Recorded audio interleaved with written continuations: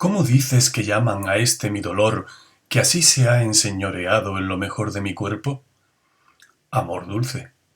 Eso me declara que es, que en solo oírlo me alegro. Es un fuego escondido, una agradable llaga, un sabroso veneno, una dulce amargura, una delectable dolencia, un alegre tormento, una dulce y fiera herida, una blanda muerte. Hola equipo, arriba los corazones.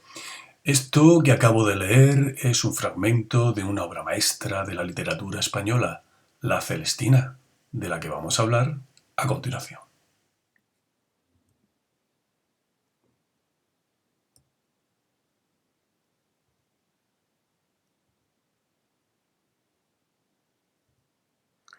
Bien, queremos insistir desde un primer momento en que esta obra de La Celestina es una verdadera obra maestra de la literatura. Y para que ello quede claro, vamos a coronarla solemnemente con esta corona de laurel que simboliza justamente ese carácter de obra maestra de la literatura. El título de esta obra, como podéis comprobar aquí, no era originariamente La Celestina, sino Tragicomedia de Calisto y Melibea, es decir, que los protagonistas son Calisto y Melibea, dos jóvenes enamorados, y la historia, efectivamente, como comentaremos a continuación, es ante todo una historia de amor trágico, de amor, podríamos decir, descarnado, ¿no? En sus aspectos más peligrosos, podríamos decir de alguna manera. Pero en cualquier caso, una historia de amor. Lo que sucede es que este personaje de la Celestina, este personaje que tenéis aquí, ¿veis? Llamando a la puerta. ¿Eh? Aquí tenéis a Calisto, aquí tenéis a Melibea, aquí tenéis a la criada Lucrecia, aquí tenéis a un sirviente y aquí tenéis a Celestina llamando a la puerta. Bien, pues este personaje fascinó al público de tal manera que acabó dándole nombre a toda la obra. ¿Y quién era la Celestina? ¿Quién es este personaje de la Celestina? Pues como dice la portada, una vieja alcahueta, una señora mayor que se dedicaba a mediar entre los enamorados para posibilitar sus encuentros amorosos. Mediaban entre hombres y mujeres en una época en la que el contacto, la relación entre hombres y mujeres era muy problemática, al menos en la sociedad bien pensante de la época. Así que ya os podéis imaginar hasta qué punto la Celestina es un personaje, como hemos dicho antes, verdaderamente fascinante, que ha acabado por dar nombre a esta obra tragicomedia de Calisto y Melibea. ¿En qué fecha fue publicada la obra? En 1499, ya veis, justamente en ese año en el que podríamos dar por concluida la Edad Media. Así que esto es un motivo más para referirnos a la originalidad de la Celestina con respecto al resto de las obras medievales. Es una obra que ha sido considerado por muchos autores como una obra que casi da comienzo al Renacimiento, una obra casi renacentista, aunque por otro lado presenta características de la Edad Media. Bueno, en cualquier caso, podemos considerar que con esta obra se cierra, por así decirlo, solemnemente este estudio de la literatura medieval.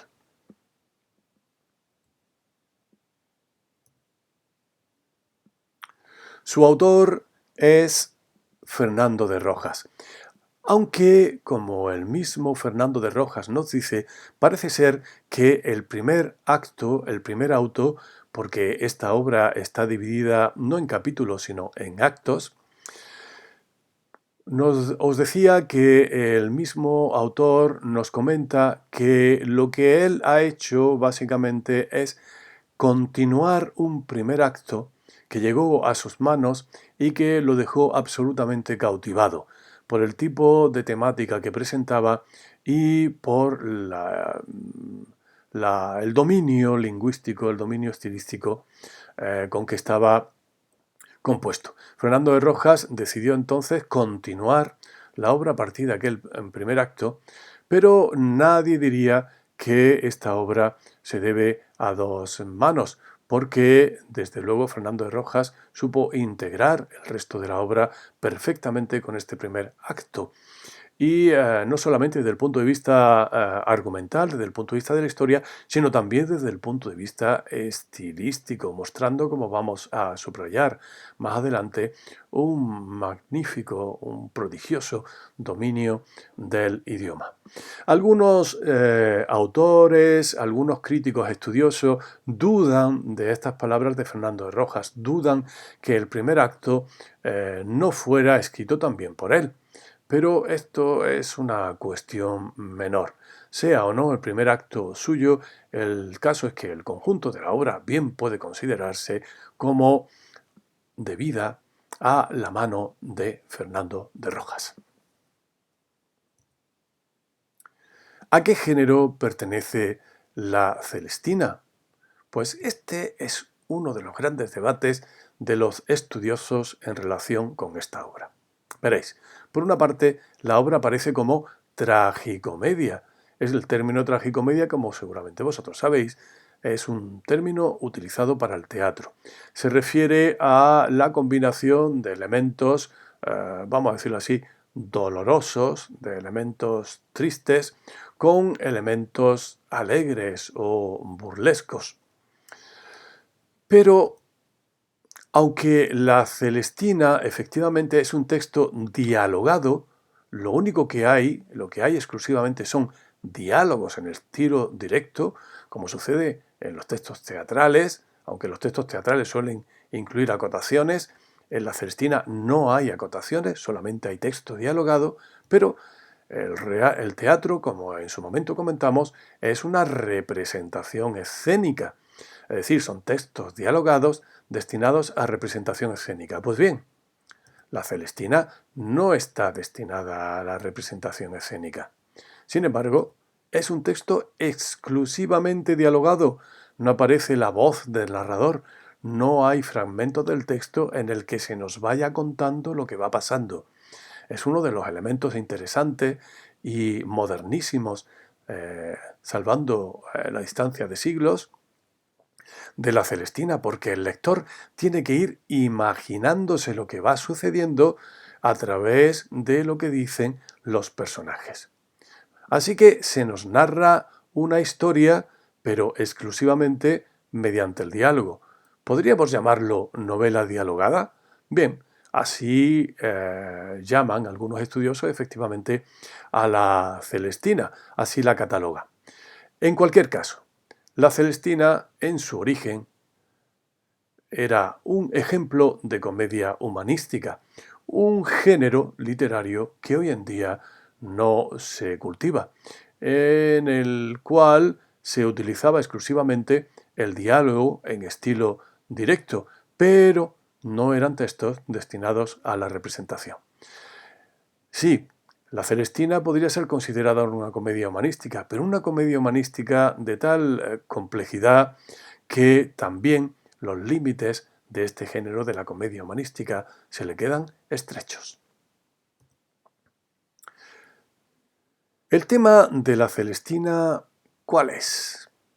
Bueno, pues vamos a fijarnos en primer lugar en qué nos decía el autor o quizás el mismo editor de la obra, que nos decía en qué consistía, cuál era la finalidad de la obra. Decía así: en la cual se contiene, de más de su agradable y dulce estilo, muchas sentencias filosofales y avisos muy necesarios para mancebos, mostrándoles los engaños que están encerrados en sirvientes y alcahuetas.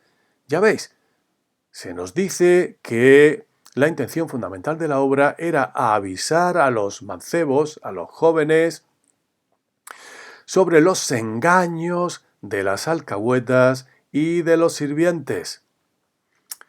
Bien, aunque este pudiera ser el objetivo de la obra va más allá. Desde el punto de vista argumental, la obra nos cuenta fundamentalmente una historia de amor ilícito, una historia de amor que desafía las reglas de la sociedad bien pensante de la época. Y además un amor trágico, un amor apasionado que acabará llevando a la destrucción a sus protagonistas, a Calisto y Melibea, y a su entorno más inmediato.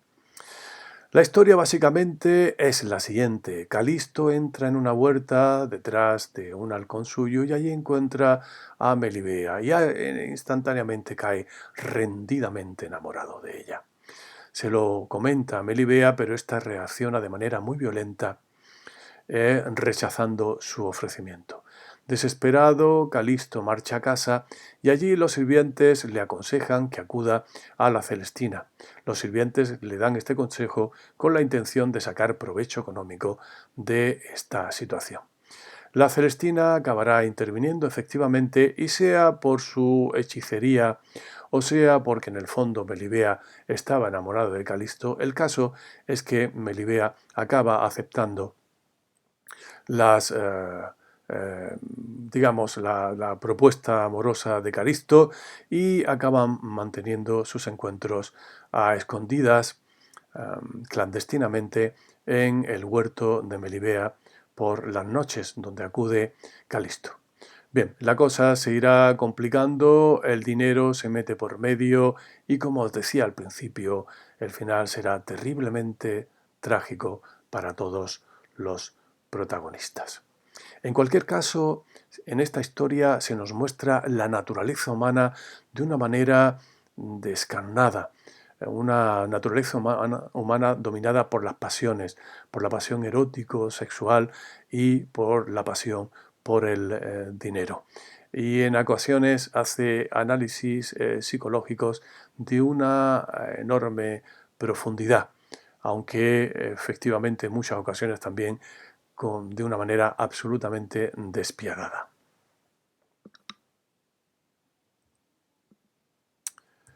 Hablemos ahora del estilo. El estilo, juntamente con ese análisis en profundidad de la naturaleza humana, de las zonas más oscuras de la naturaleza humana, son con toda seguridad las claves que han asegurado el éxito y que aún hoy en día despiertan la admiración hacia esta obra. Porque desde el punto de vista del estilo tenemos que decir que el dominio del idioma es absolutamente prodigioso. Es una auténtica, permitidme la expresión, una auténtica gozada la lectura de esta obra para los que son buenos degustadores de la prosa. El dominio prodigioso del idioma se demuestra tanto en el registro culto, no solo culto, sino hiperculto, y en el registro popular. Efectivamente, Fernando de Rojas va a utilizar una forma de hablar cultivadísima, dependiendo de los personajes y de la situación, o bien una forma de hablar muy próxima a lo que podríamos considerar la forma de hablar popular de la época. En fin, dejamos aquí el apartado informativo con la confianza de que os animéis a la lectura de esta, vamos a decirlo una vez más, verdadera obra maestra de la literatura española.